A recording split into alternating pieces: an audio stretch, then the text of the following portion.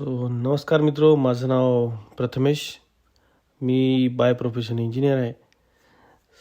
मला बऱ्याच दिवसापासून अशी इच्छा होती की मी करिअर गायडन्सबद्दल काहीतरी करावं किंवा मी करिअर गायडन्सबद्दल बऱ्याच दिवसापासून असा विचार करत होतो की तुम्हाला गाईड करावं यूट्यूबच्या माध्यमाने.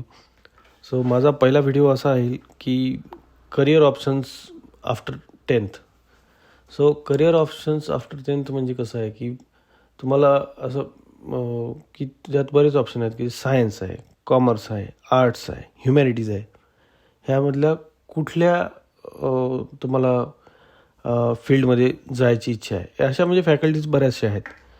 पण आजकालच्या याच्यामध्ये असं झालं आहे की इंजिनिअरिंग डॉक्टरशिवाय दुसरं काही दिसतच नाही. सगळे म्हणजे भेडचाळ झाली आहे. JEE आणि नीट म्हणजे हेच सर्वस्व झालेलं आहे आजकाल. पण ते सोडूनसुद्धा बऱ्याचशा गोष्टी आहेत की ज्या तुम्ही as a career path choose करू शकता. करिअर पाथ चूज करताना जसं की करिअर पाथ चूज करताना तुम्हाला बऱ्याचशा गोष्टी आहेत की ज्या तुम्ही करू शकता आफ्टर कम्प्लिटिंग 10th.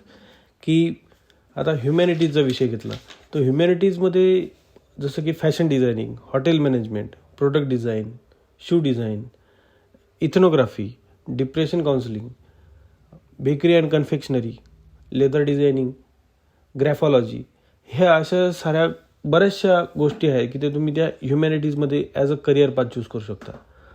पण आता जर तुम्ही डॉक्टर की नीटचा विषय घेतला की तुम्हाला डॉक्टर बनायचं आहे, पण डॉक्टर की करताना तुम्हाला त्यामध्ये बरेचसे ऑप्शन्स आहेत की तुम्हाला आता एखाद्याला रिसर्चमध्ये जायचं असेल तर रिसर्चमध्ये जायचं असेल तर तुम्हाला नीट करण्याची गरज नाही. एवढा मोठा पैसा खर्च करून तुम्हाला त्या एक्झामला बसण्याची गरज नाही.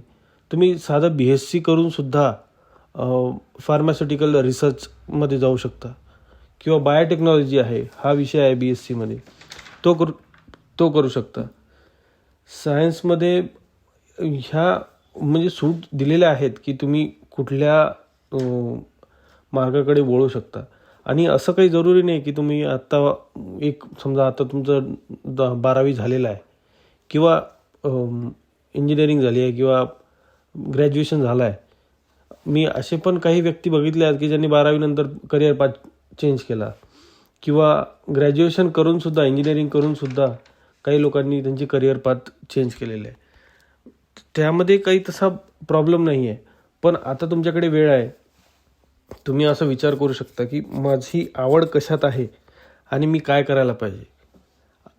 म्हणजे कोणाच्या इन्फ्लुएन्समध्ये न येता तुमची आवड कशात आहे हे तुम्ही डिसाईड करून तुमचा करिअर पाथ चूज करावा, हे म्हणजे मला असं वाटतं.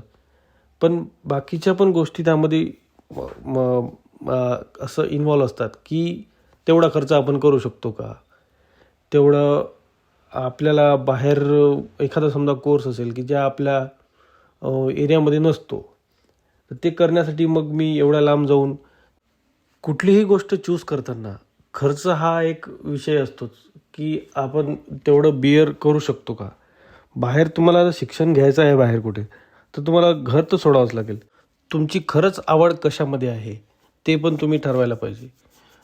बरेचसे असे ऑप्शन्स आहेत तुमच्याकडे. जर तुम्हाला आता MPSC करायची, UPSC करायची, तर तुम्ही आवर्जून आर्ट्सच घ्यायला पाहिजे.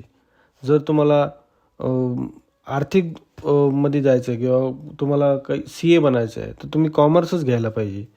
जर तुम्हाला डॉक्टर बनायचं आहे, इंजिनियर बनायचं आहे किंवा ह्यामधली कुठली म्हणजे टेक्निकल फील्ड घ्यायची आहे तर तुम्ही सायन्सच घ्यायला पाहिजे. तुम्हाला लोकांना मदत करायची इच्छा असते किंवा तुम्हाला असं असतं की तुम्हाला लोकांमध्ये राहायला आवडतं, तर तुम्ही आवर्जून ह्युमॅनिटीज घ्यायला पाहिजे. तर ह्या अशा गोष्टी असतात.